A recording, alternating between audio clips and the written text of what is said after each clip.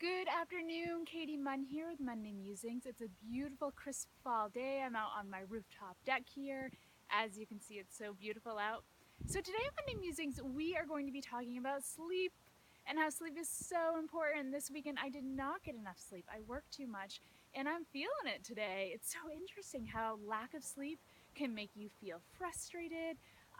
It affects your cognitive functioning and affects sort of just how you feel within your body. And actually, studies have shown that lack of sleep is related to being drunk. So basically, it's like you're drunk. Everything slowed down a little bit.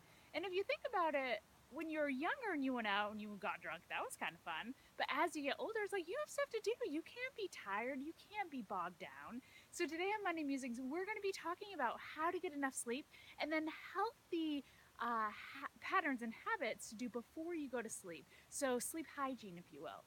So getting enough sleep. In theory, it makes sense, right? You just go to bed, you get 8, 9 hours, you wake up. But in reality, we have a lot of responsibilities in our life. We're getting families ready for the day, we have a long work day, and then if we want to squeeze in any activities after work, such as exercise or soccer, taking the kids to soccer, and then meal prep, it's like there's just not enough time within the day. So, getting a good night's rest can be really challenging. And a lot of people, I feel like, dilute themselves. So they're like, oh, yeah, I can do fine in 5 hours. 6 hours, if I get 6 hours of sleep, that's amazing. But studies have shown the average American should be getting 7 to 8, if not 9 hours of sleep a night. And you may be like, I don't have the time. How am I going to get 8 hours of sleep or even 7 hours of sleep at night? So, I'm here to tell you that it is possible, and it's all about priorities and timing. So, when you look at your life and you look at your activities, think about what you do after work. Like I said, you may, go to your kid's soccer game, you may do an hour of yoga, you might go running, you prep dinner, but what do you usually do after dinner? You're usually watching TV, you might be scrolling Facebook, you might be on Instagram, right? You might be talking on the phone. We're doing things that keep us busy and keep us awake. Last week, our power went off. It was 8 o'clock at night. It was like a Monday evening or Tuesday evening, and the power went off. And I was like, what am I going to do? The power's off. And I went to bed. I went to bed like at 8:30 at night because there was nothing else to do. If all the lights would have been on, I would have been watching a movie, I would have been doing computer work, I would have been, talking to my roommates, but it was pitch dark. I had a candle. I actually read for about a half an hour and then I just went to bed.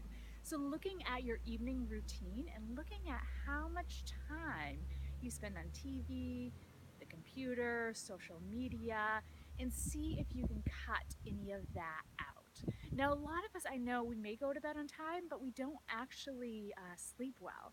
So, sleep hygiene is a really important thing. So, as a rule of thumb, I try not to do any electronics at least a half an hour before bed. So, that means I shut down my cell phone, that means I turn off my computer. I'm not plugged into anything. And I can read, I can just lay in bed and breathe, I can maybe drink a cup of tea and write my journal. So that's one thing to sort of calm you down. Obviously, putting the lights down low and setting a very relaxing atmosphere. So, overhead lights, shutting them off, the big lights I used to call them when I was little, and then turning on lamps. Any sort of aromatherapy, maybe some lavender sachets or, lavender spray on your pillow can be really calming, or even a nighttime tincture to help you sort of wind down for the evening. So, thinking about our patterns and behaviors after work and then thinking about properly winding down, I find what really helps me is an Epsom salt bath. So, taking a bath with Epsom salts, that's so relaxing right before bedtime. So, this week, your challenge is to get 1 hour of extra sleep an evening.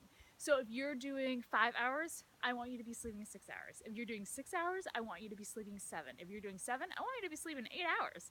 8 hours a night. And then you're like, well, how am I going to squeeze that in? Look at where you're wasting time. The average American watches 4 hours of TV a day. 4 hours. That's crazy.